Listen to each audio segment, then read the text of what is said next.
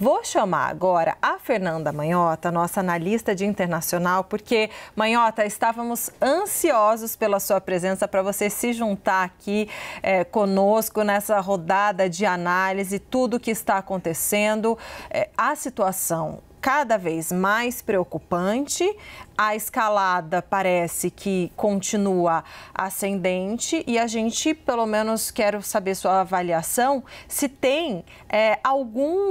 alguma esperança no horizonte de normalização dessa situação na Venezuela. Boa tarde.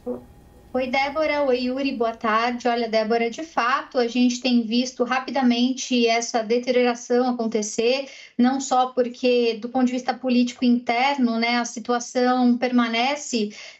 indefinida, no sentido de que as cobranças por provas, por indícios, né, por aumento de transparência feitas pela oposição e pela comunidade internacional não parecem estar sendo atendidas, e a cada dia que passa, esse delay, essa demora em apresentar essas evidências aumenta o ruído e também as chances de que esse material, ainda que venha a ser disponibilizado, ele muito provavelmente, segundo as interpretações, estaria sendo já alterado. Então, o espaço para a narrativa da fraude aumenta conforme os dias passam. Além do aumento da violência, dos protestos, das prisões, né, e de acusações de toda a natureza que a gente tem acompanhado, nós temos também visto a situação regional piorar muito, né? Então, para além dos grandes atores globais que se manifestaram sobre o tema, mas que estão até geograficamente, geopoliticamente mais distantes, como Europa, Estados Unidos, a gente tem visto a Venezuela romper relacionamento com vizinhos,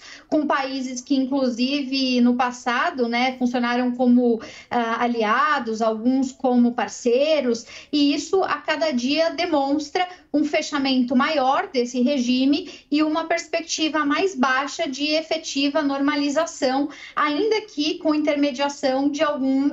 desses próprios parceiros regionais. O Brasil, como a gente estava comentando há pouco agora na programação, que sempre tem sido visto em situações desse tipo como uma espécie de fiel da balança, um capaz de transitar entre os diferentes atores e diferentes mundos,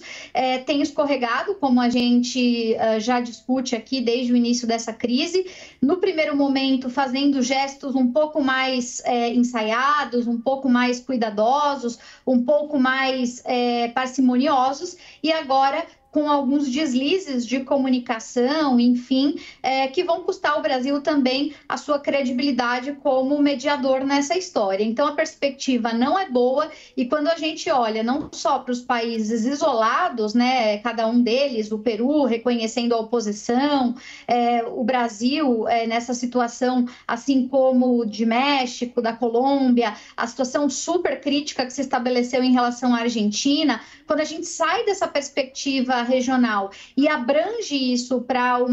um olhar multilateral, a gente tem um uníssono, quer dizer, a ONU levantando questões sobre essa eleição, como a gente também já falou aqui anteriormente sobre instituições independentes que têm tradição em observação de eleições, como é o caso do Carter Center, e a própria OEA, que em geral é a instituição que se ocupa disso e que está em reunião de emergência, convocada aí por uma série de parceiros de países membros hoje, tentando deliberar, discutir,